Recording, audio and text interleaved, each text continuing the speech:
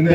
காணார் கல்யாணத்தில் நீர் வந்து இரண்டு குடும்பத்தையும் ஒன்றாக இணைத்து ஒரு மனமாக சந்தோஷமாக அந்த இடத்துல அற்புதத்தை செய்த தேவன் இன்றைக்கு நாங்கள் இந்த எங்களுடைய திருமணத்துக்கு அழைத்திருக்கிறோம். இந்த